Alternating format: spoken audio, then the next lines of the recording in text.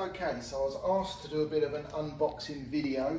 This is the Roban UH-1D 800 size heli. Just received it from Motion RC. This is the box. I've got to be honest, my wife and I had to attack it before we did this video because this is so well packed. It's taken us about 20 minutes just to get it so I can actually start taking stuff out. This is really well packed. So this is the box that it came in. As we open it up here, you immediately get to see the size of the fuselage of this heli. This is a big heli. This box wasn't damaged when it came. That was all part of the structure we've had to try and take away so I can actually lift it out. So the first box, these boxes were all bonded in, and we had to literally cut the bonding away to be able to take them out. So that's our first box. In there we have the monstrous blades in there, and we have the torque tube. I'll stick that over here. This is just a packing box, nothing in it at all. Next, like I say, we had to actually break this down before we could start this video because it's so well packed, this model. Let me show you. Here's the tail to the Huey. You start to get a bit more of an idea of the size of this beast. I lay that down there. Moving this out of the way, we've got the landing gear. There's the landing gear for the Huey that obviously needs putting together properly. Now the real fun bit. Now, like I say, we had to pre-open this because it's so well packed. Here we have the fuselage of this beast. Look at the size of that thing, as they say in Star Wars, with the screens and the greenhouse glass at the top here. What I'll do, I'll lay this all out outside of its packing and take some still images as well. We can see then in the box here, we have the instruction manual, which is bonded to the side of the box. So we'll remove that in a bit. And in these boxes, appears to be a whole load of the components that you need to build this spectacular aircraft. So what I'll do, I'll lay them out on the table, take some still photos, and they're finally against the wall of the box, looking at the light there. You can see the decals.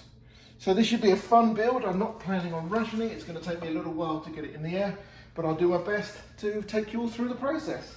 Thank you very much.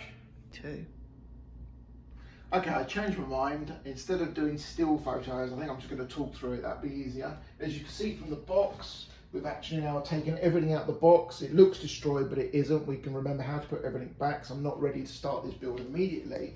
But here's everything that was in those boxes. So you see here, all nicely packaged. Let me show you this. There's the mechanics for the 800 size, waiting obviously for the electronics, which I've got down in my basement waiting to go. We've got here the tail rotor section, nicely packaged up, and then the rotor head. And I'll tell you a little bit more about the rotor head in a second. It looks like here there's the upward angle for the tail, and then the torque tube for the top section of that tail. We've then got what looks like all of the components and parts that are going to go on the outside of the fuselage. So I can see the antennas, another antenna there. That's great. And then we've got the wiring for the lights.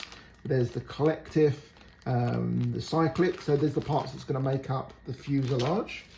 We've got here rocket pods and the arms that hold them onto the fuselage. I'm actually not going to use those. I want this bird to be a slick, so it won't have the rocket pods on the side. There's the M60 machine gun. I'll see if that still fits without those pods. Here we've got the cockpit controls. There's the center console. You see it nicely packaged up, and the wire for the lighting. And then the dash section, again, you can see all the instrument clusters and the wires here for the lighting. That's going to look absolutely spectacular, all lit up. These are the seating that goes in the back. That looks really scale, really nice, liking that. We've got the two horizontal stabilizers, so they're obviously going to need to be bonded onto the tail section.